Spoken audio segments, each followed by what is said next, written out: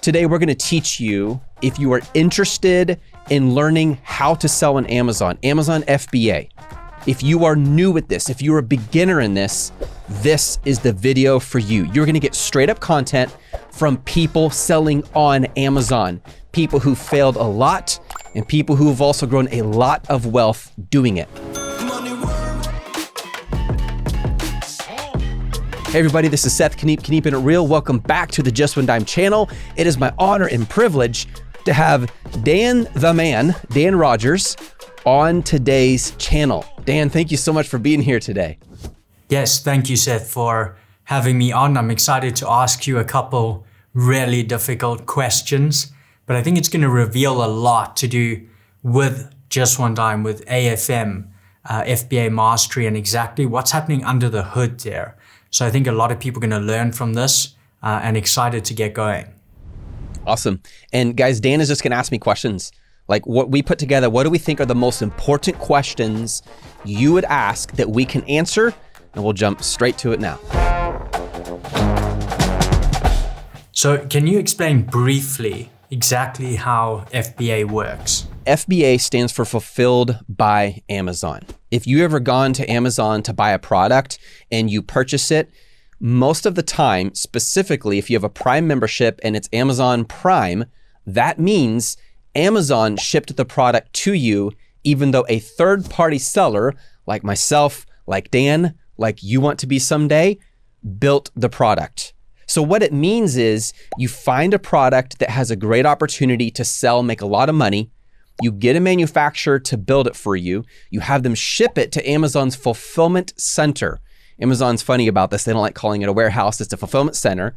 And then when Bobby McGee goes to Amazon and finds your product and orders it, Amazon ships it from their fulfillment center to Bobby McGee's house. Now, the beauty of this is every single thing I just said, you can do from your computer. This is not some pipe dream and, oh yeah, work from your computer and make a lot of money because it's, 1, 2, 3. No, it's not easy. It's a lot of work, but you can do it all from your computer. You never even have to see or touch the product if you do it correctly, which is exactly what we teach in FBA Mastery. It's full from beginning to end, straight up content, everything you need to know on how to do it Amazon FBA way. And the other part that's nice is instead of you spending hours and hours like I did with my wife and my kids for so long, packing up products, shipping them out, packing up, I got so sick of hearing that sound, Dan, where it's like pulling out the tape, pulling out, like we would do this deep into the night till 2 or 3 in the morning.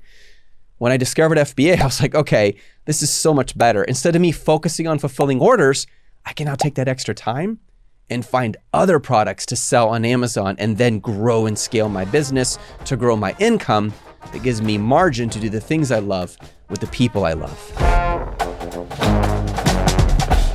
So in FBA Mastery, there is an entire section on company setup, on sole proprietorships, LLCs, C Corps. But in your experience, what is the best company setup for a seller? Which company would you say they should set up with? Great question. If you are limited on funds, if you're just starting out, there is absolutely nothing wrong with starting as a sole proprietorship, which means when you first open your Amazon account, instead of putting in an employer identification number, also known as an EIN, it's basically your tax number identification if you live in the United States, you're going to put in your social security. In other words, you are the business, you and yourself, the sole one proprietor, someone who trades, someone who deals in trade. There's nothing wrong with that. It is very simple later to upgrade to an LLC, which stands for Limited Liability Company. What that means is if you were to get in trouble, if you were to get sued, if you were to go in debt, it limits your personal liability. It means if you got in a lawsuit and they won, they can't take your car, your house, your personal bank account, your kids, your dog. Okay, maybe not the last 2, but you get the idea. If you have a little more funds, if you're in California, they're going to charge you $800. If you're in Texas, it's a little over $200. It depends on the state you're in because LLCs are state unique or state specific. Then you might as well start as an LLC because you're going to want to go that direction eventually anyways, because the more money you have, bigger of a target you can become. If you are in another country, let's say, for example, in the United Kingdom, start with a limited company. It's pretty similar to an LLC. It's the same idea. Limited, again, means limited liability. It lowers your liability, which means you can focus on growing your business instead of always thinking, okay, man, what if this happened? Well, they can't take your house because technically your company is a separate entity from you, the Amazon seller. And then Seth, give me a really quick step guide on exactly how to open an Amazon seller account. The good news is this is your greatest chance of getting suspended. But that's good, you guys, because Amazon raised the bar on who can open Amazon accounts to reduce the number of fraudulent bad players who are opening a bunch of accounts and constantly doing black hat tactics to try to beat you at your own game, such as leaving critical reviews on your listing and things like that. So this part actually is very, very in-depth. And we go through this step by step in FBA Mastery that Dan alluded to earlier. There are 9 steps, and I'm going to give them to you straight away right now. Number 1, decide what entity will own your Amazon store. Earlier when I talked about a limited company, an LLC, or a sole proprietorship, that's what we mean. Number 2, set up your user ID. It's very simple. It's just your name and your email. Number 3, fill out your business information. That's just information on your business, like its address, its name, its EIN number, etc. Or if you're a sole proprietor, the same information, except it would be your social security number instead of an employer identification number. Number 4, fill out your primary contact person. Now, this is where a lot of people get confused. The primary contact person can be you, or it can be someone else, as long as their location that shows up on their ID, like their passport or driver license number, is in what's called an Amazon approved country. We give you all the lists of these countries inside FBA Mastery membership, which you can see below at JOD.com/freedom. So it could be you, it could be your spouse, it could be a business partner. In fact, if you live in a non-Amazon approved country, you can still open your LLC in an Amazon approved country like the US, and then your primary contact person might be a friend or a business partner or a relative who also lives in an Amazon approved country. So again, it could be the same as the entity that owns the store, or it could be different, but it has to be an actual human being.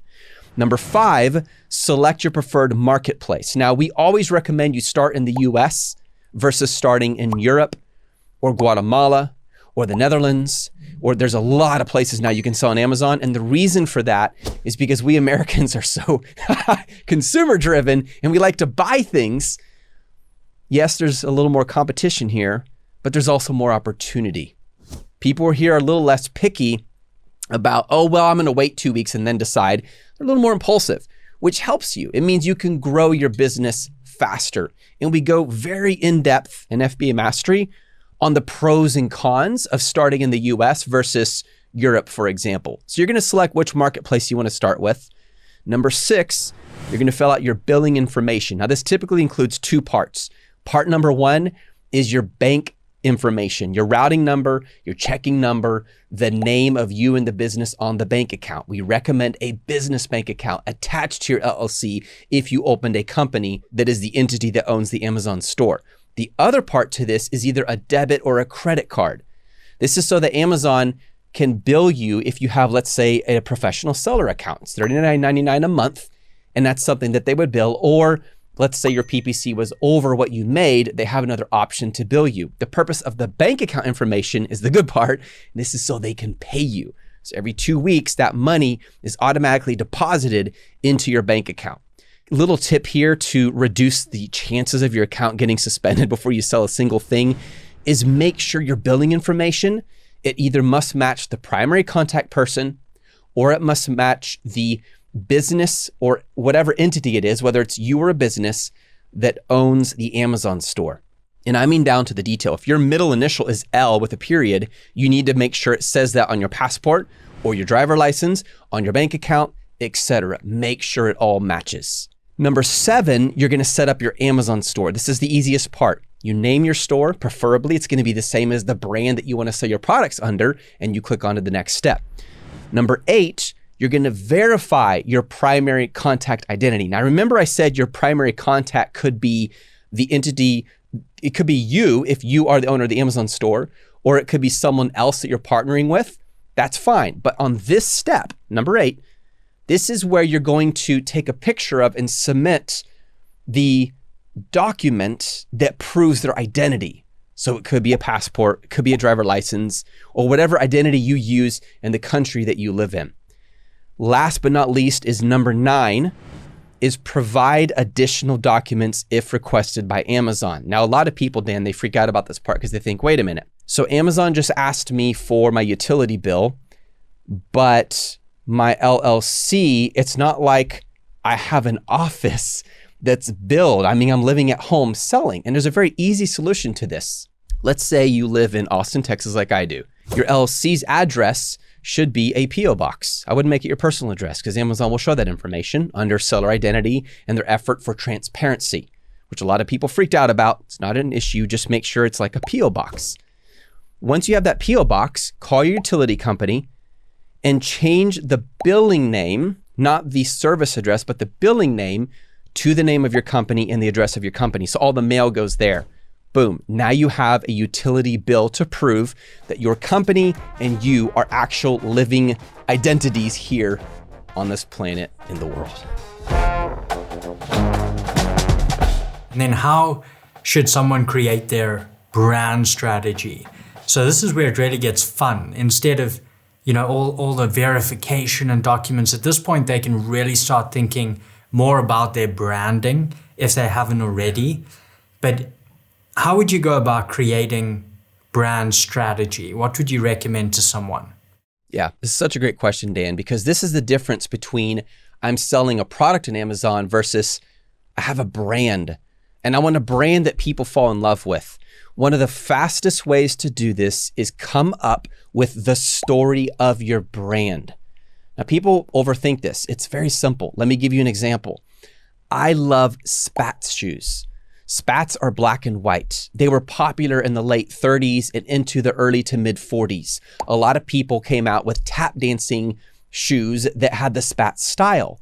Why do I like these shoes? Why are they sitting in my office? Because I love that era of tap dancing and jazz music and big band during World War II. I found it fascinating, which is why I'm a tap dancer.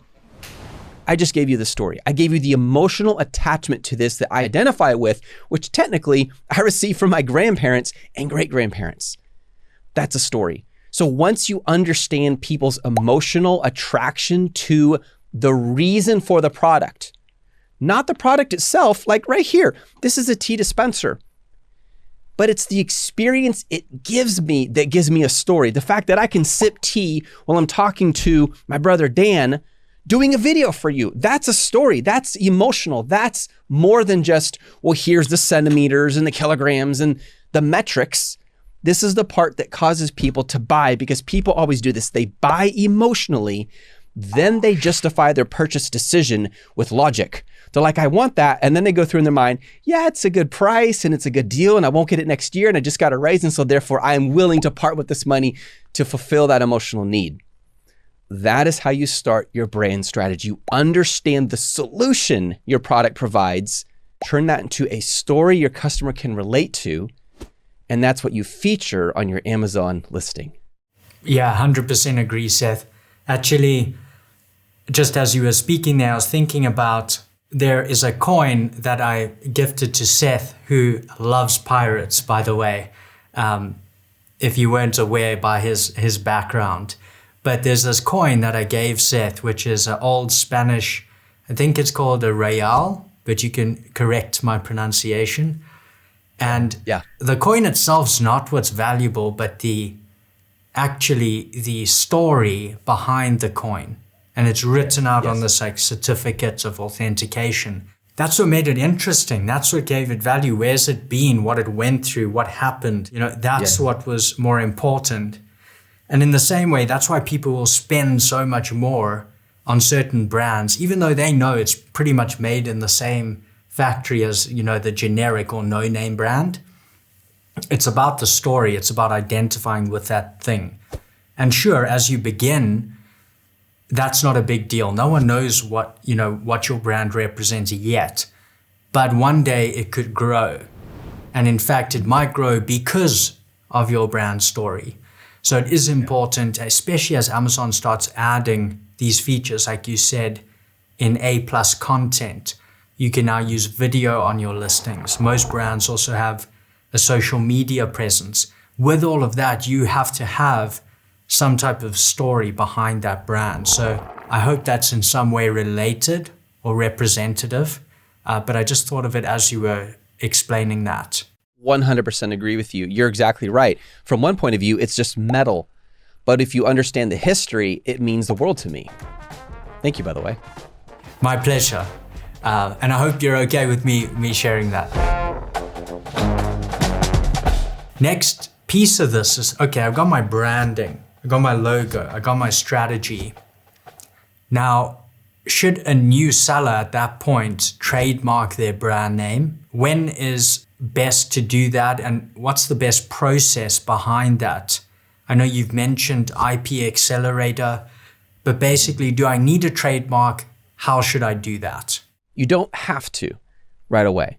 In fact, you technically don't ever have to. Can you succeed on Amazon without getting a trademark, which means you can't get brand registered? Yes.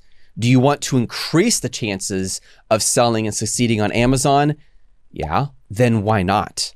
Well, Seth, I can't afford right now to pay Amazon's IP Accelerator, which is a list of their approved trademark lawyers who can get you brand registered in as fast as, no guarantee, 2 weeks. In other words, instead of waiting to get the trademark registered with USPTO, just having the application alone can give you the advantages of brand registry. So if you can do that now, do it. But don't let that stop you. When I started on Amazon, I couldn't afford it, Dan. They didn't even have Amazon IP Accelerator back then. To get brand registered back then, you had to get a trademark approved. Then later you had to have the application. Now it has to be like it. They've gone back and forth so many times. So for me, I couldn't have, but that's okay. Don't let that stop you from moving to action. The number one mistake people make is they consume all this great information, but they don't move to action on their business to make money. So yes, if you can, do it sooner than later, because once it's trademarked, it helps protect your brand identity so other people can't sell using your same trademark. It doesn't mean they never can, because if they buy and resell, that's technically arbitrage, they can. But now you have a lot more proof to back up that this is your brand and no one else has the right to it. Additionally, it's going to open up a lot more tools for you, because once you have the trademark or the application for it through Amazon's IP Accelerator, now you have tools like brand analytics that gives you keyword demand and other things like, oh my goodness, now I can understand what customers are doing at Amazon even better, which means I can have more knowledge to find even better products and continue to grow my business. Dan, this is what I love about business. It all goes back to investment. It's just like life. You start eating healthier, you start feeling better, you have more energy. With that energy, you work out harder, you get stronger, you get healthier. It's like one good thing leads to the next good thing, and it just grows, just like an Amazon business.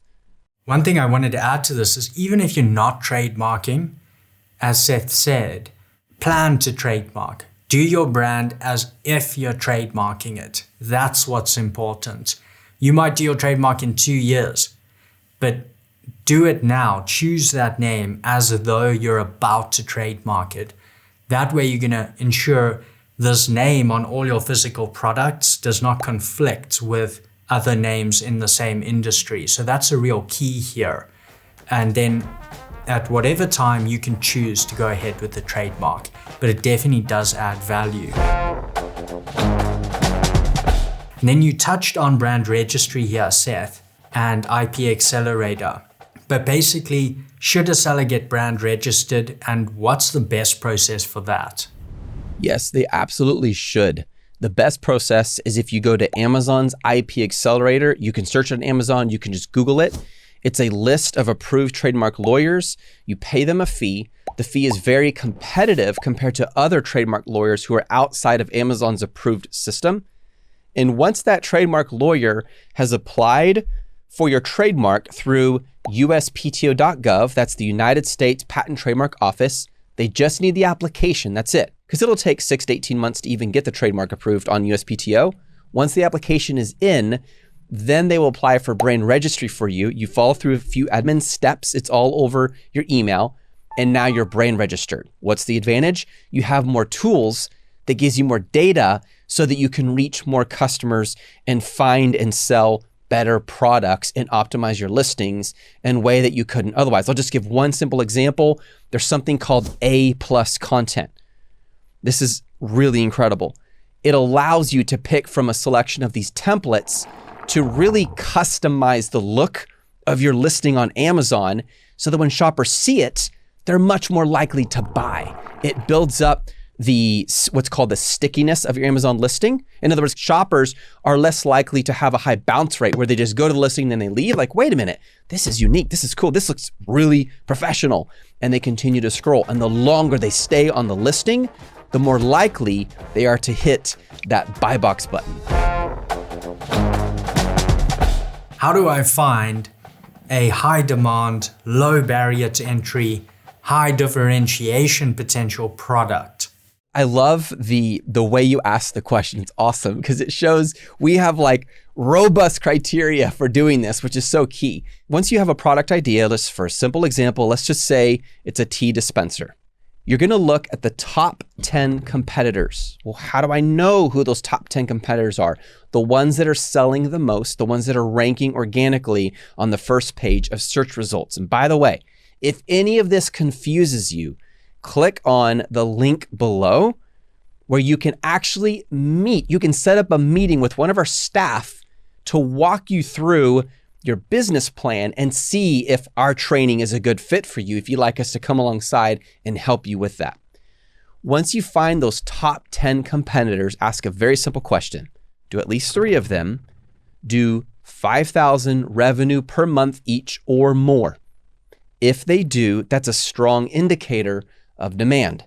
The second question is, do at least 3 of them have under 100 reviews? That means it's easier to enter this market, which tells you people are buying the product not just based on reviews so much, but based on the attributes, the value of the product itself. Some products just lend themselves to it's going to sell if it has a lot of reviews, but you're taking a bigger risk if all those top 10 competitors have over 500 reviews and you show up with this little virgin listing with no reviews.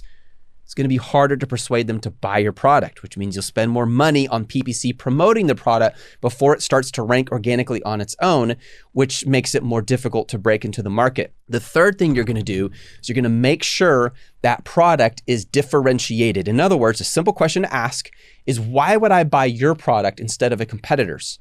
Well, it's very simple. You fixed a problem or you improved your product in a way that none of your competitors are doing. But how did you know to do that?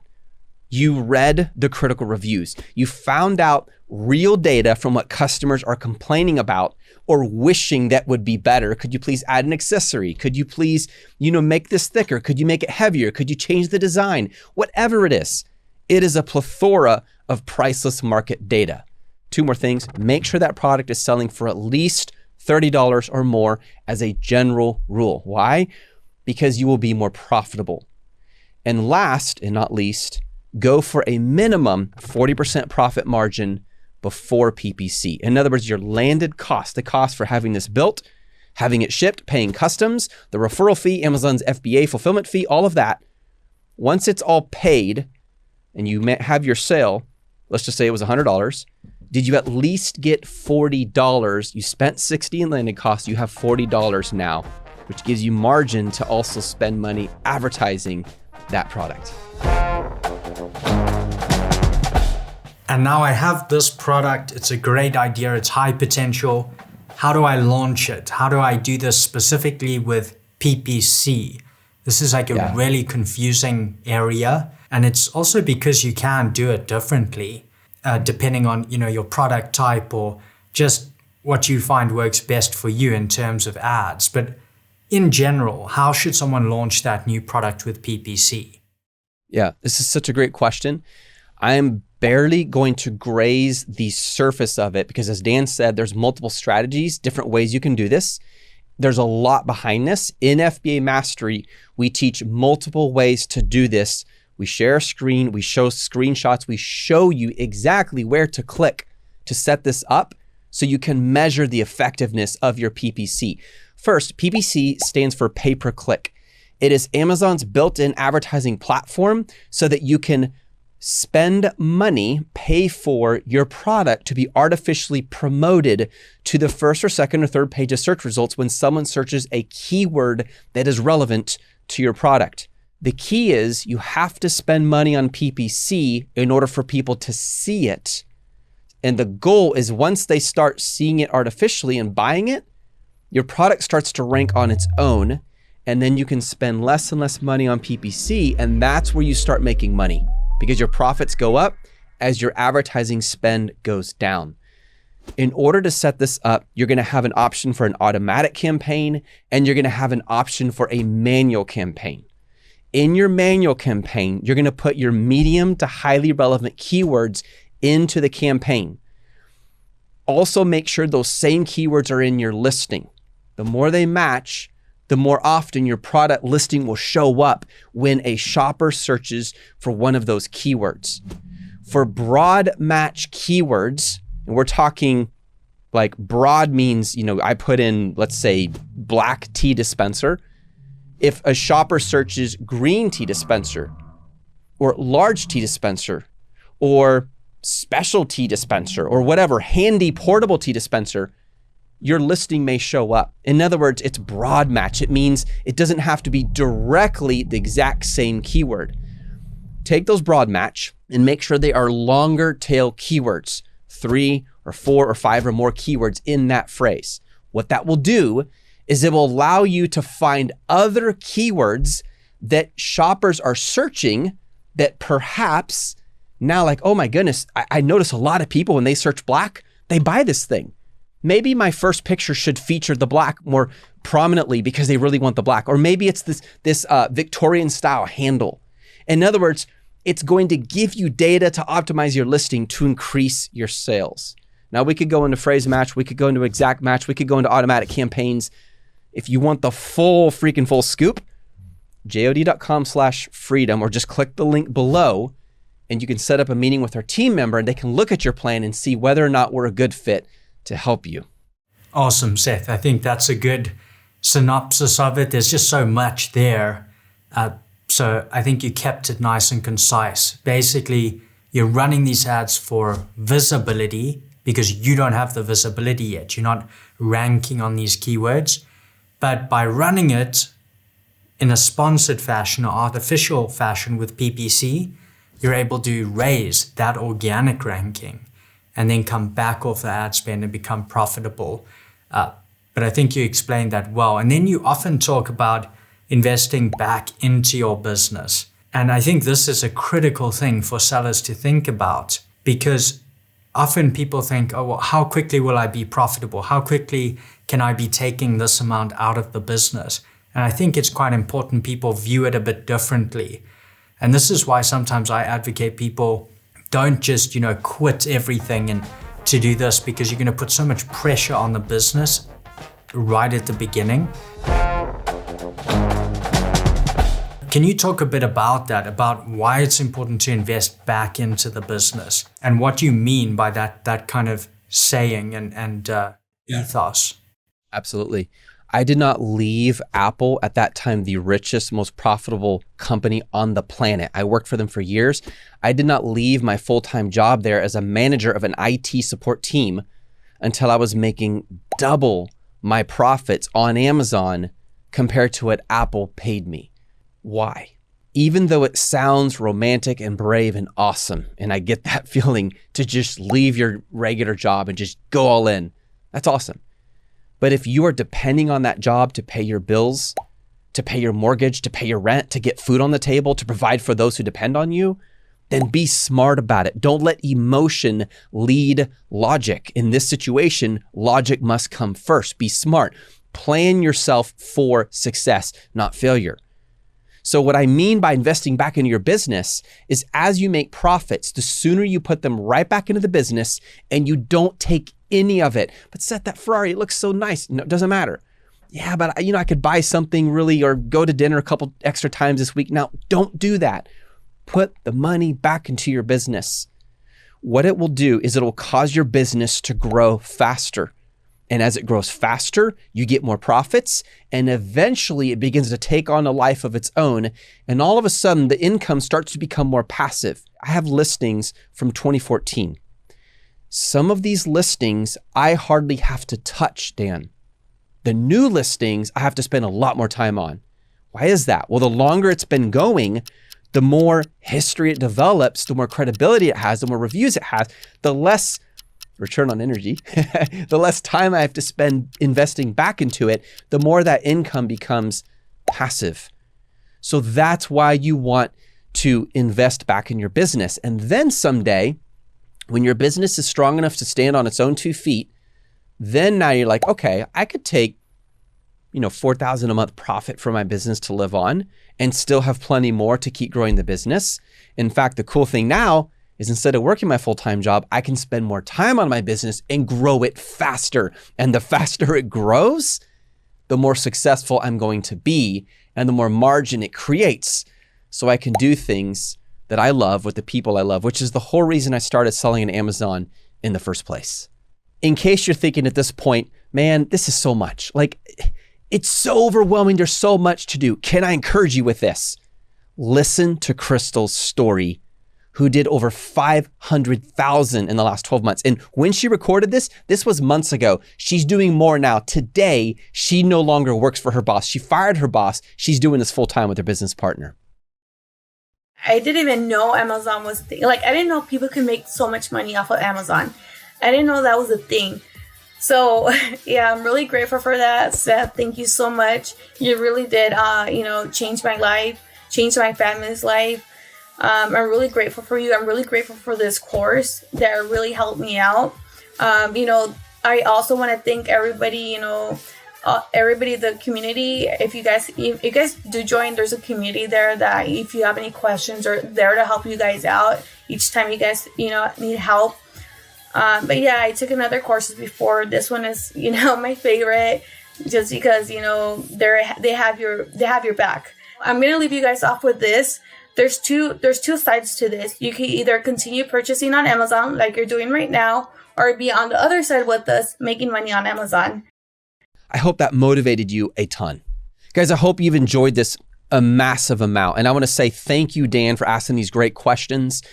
If you are interested in us helping you with your business, and I'm not just talking about a course, I'm talking about a full membership where you get one-to-ones, group coaching, we send you product ideas, we have people in China, full-time employees who will find you suppliers uniquely for your product. If you're interested in that, it's very simple. Click the link below or go to JOD.com/freedom. And you can have a meeting with one of our team members where they will sit down over video or the phone and talk to you and understand your goal and see if we can't help you. In the meantime, I do have a very important question for you. Right now, type this below. What is your biggest struggle in your Amazon FBA journey? We would love to hear. Ask below and we'll see if we can help. And by the way, if you like this video, give it a thumbs up.